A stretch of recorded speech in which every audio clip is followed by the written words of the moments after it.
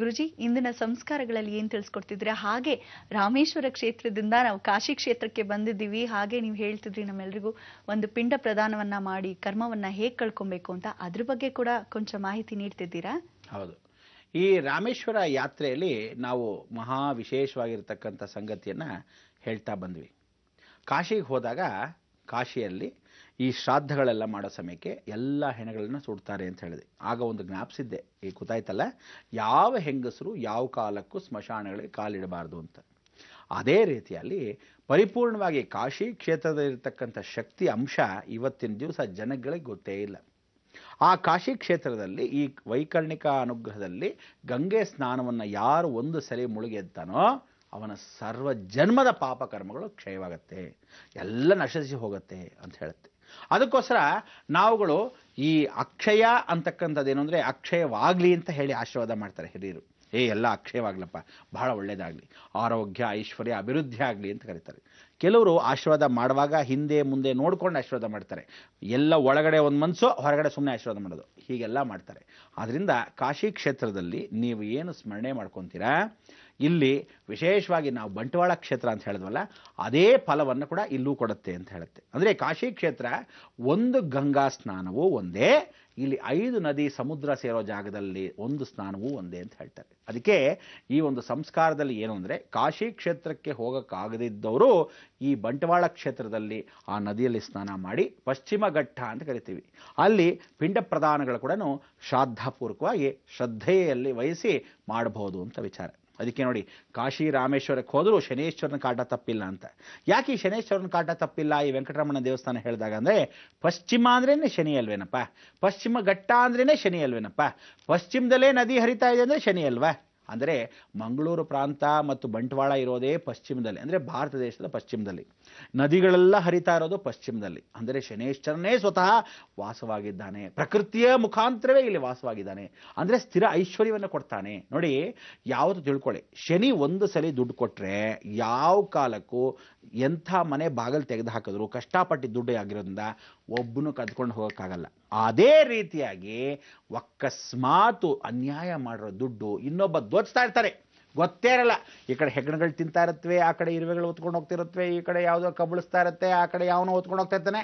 ಹೀಗೆ ದುಡ್ಡಿಗೆ ಕೈಯಲ್ಲಿ ಇರೋದು ಇದುವರ ತನಕ ಬಾಯಿಗೆ ಸಿಗದಿದ್ದ ಹಾಗೆ ಎಲ್ಲರೂ ಕದ್ಕೊಂಡು ಹೋಗ್ತಾರೆ. ಅದೇ ನಿಜವಾದ ಕಷ್ಟಪಟ್ಟು ದುಡ್ಡಿರೋ ದುಡ್ಡು ಶಾಶ್ವತವಾಗಿರುತ್ತೆ. ಅದಕ್ಕೆ ನೀವು ಇಲ್ಲಿ ಶನಿಯನ್ನು ಸ್ಮರಣೆ ಭಾಳ ಚೆನ್ನಾಗಿ ಮಾಡ್ಕೋಬೋದು. ಯಾವುದೋ ಈ ಬಂಟ್ವಾಳ ಕ್ಷೇತ್ರದಲ್ಲಿ. ಅದಕ್ಕೆ ಅವನು ಪ್ರಕೃತಿ ಶನಿ ಅಂತ ಕರಿತೀವಿ. ಈ ಪ್ರಕೃತಿ ಶನಿ ಆಗಿರೋದ್ರಿಂದ ಎಲ್ಲವೂ ಪಶ್ಚಿಮ ಭಾಗವಾಗಿರೋದ್ರಿಂದ ಇಲ್ಲಿ ಅಕಸ್ಮಾತ್ ಕರ್ಮವನ್ನು ಕಳ್ಕೊಳ್ಳೋದು, ಅಂದರೆ ಅಪಮೃತ್ಯುಗಳ ಯಾರು ಸತ್ತೋಗಿರ್ತಾರೆ, ಆಕ್ಸಿಡೆಂಟ್ ಆಗಿ, ನೇಣಾಕೊಂಡು, ವಿಷ ಕುಡಿದು, ಕೊಲೆ ದರೋಡೆ ಆಗಿ, ಏನಂತೀರಾ?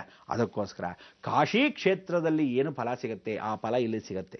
ನೀವು ಇನ್ನೊಂದು ತಿಳ್ಕೊಂಬಿಡಿ, ಇನ್ನ ಮೇಲೆ ಯಾವತ್ತು ಸ್ನಾನವನ್ನು ಮಾಡಬೇಕಾದ್ರೆ ಪ್ರತಿ ಬುಧವಾರ ಕನಿಷ್ಠ ಪಕ್ಷ ಪ್ರಯತ್ನ ಪಟ್ಟು, ಅಥವಾ ಪ್ರತಿ ಶನಿವಾರ ಪ್ರಯತ್ನ ಪಟ್ಟು, ಅಥವಾ ಭಾನುವಾರದ ದಿವಸ ಪ್ರಯತ್ನ ಪಟ್ಟು, ಭಾನುವಾರ, ಶನಿವಾರ, ಬುಧವಾರ ಈ 3 ದಿವಸ ಪ್ರಯತ್ನ ಪಡಬೇಕು. ಯಾಕೆ ಪ್ರಯತ್ನ ಪಟ್ಟು ಅಂತ ಹೇಳ್ತಾ ಇದ್ದೀನಿ ಅಂದರೆ, ಆ ವರ್ಡು ನೀವು ಮನಸ್ಸಿದ್ದರೆ ಮಾರ್ಗ, ತಣ್ಣೀರು ಸ್ನಾನವನ್ನೇ ಮಾಡಬೇಕು.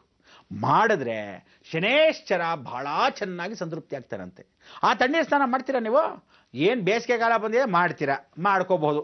ಅಲ್ಲಂತೂ ಅಕಸ್ಮಾತ್ ಸಮುದ್ರ ತೀರ ಅಂದರೂ ಫಸ್ಟ್ ಕ್ಲಾಸಾಗಿ ಮಾಡ್ಬೋದು ಬಿಡಿ, ಅಯ್ಯೋ ಶೆಕೆ ಶೆಕೆ ಅಂದರೂ ಆನಂದವಾಗಿ ಮಾಡ್ಬೋದು. ಆದರೆ ಕೆಲವರು ಇರ್ತಾರೆ, ಬಿಸಿನೀರೇ ಬೇಕು 24 ಗಂಟೆ. ನಾವುಗಳೆಲ್ಲ ತಣ್ಣೀರು ಸ್ನಾನ ಮಾಡ್ತಿಲ್ವಾ? ಅಥವಾ ಬೆಳಗಿನ ಜಾವ ಎದ್ದು ತಣ್ಣೀರು ಸ್ನಾನ ಮಾಡಲ್ವಾ?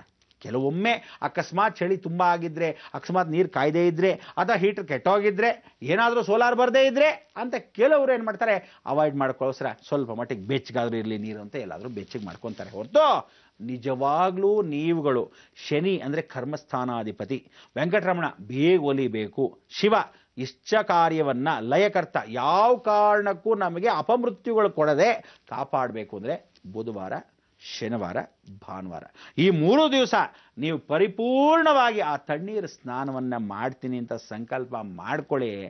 ಮಾಡಿ ಏನು ಆನಂದ ಅಂತೀರ, ನಿಜವಾಗ್ಲೂ ಅನುಭವ ಆಗುತ್ತೆ. ಇದನ್ನು ಕೇರಳ ಪ್ರಾಂತದವರು ಪ್ರತಿಯೊಬ್ಬರು ಮಾಡಿ ಜಡೆಯನ್ನು ಲಕ್ಷಣ ಬೆಳೆಸ್ಕೊಂಡಿದ್ದಾರೆ, ತಣ್ಣೀರು ಸ್ನಾನನೇ ಮಾಡೋದು.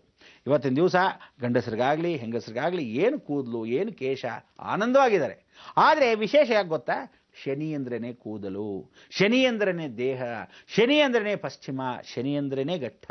ಅದಕ್ಕೋಸ್ಕರ ನಮ್ಮ ಜೀವನದ ಘಟ್ಟವನ್ನು ಒಂದೊಂದಾಗಿ ದಾಟಬೇಕಾದ್ರೆ ಶನಿಗೆ ಆವಾಗವಾಗ ಸ್ಮರಣೆ ಮಾಡ್ಕೋಬೇಕು ಪ್ರಕೃತಿ ಮುಖಾಂತರ. ಪ್ರಕೃತಿಯಿಂದೇನೋ ನದಿ ಸ್ನಾನ, ಸಮುದ್ರ ಸ್ನಾನ, ಬಾವಿ ಸ್ನಾನ, ಕೊಳ್ಳ ಕಟ್ಟೆಗಳ ಸ್ನಾನ, ಈ ರೀತಿಯಾದ ಸ್ನಾನಗಳನ್ನ ತಣ್ಣೀರಲ್ಲಿ ಮಾಡಿದಾಗ ಏನು ಆನಂದ.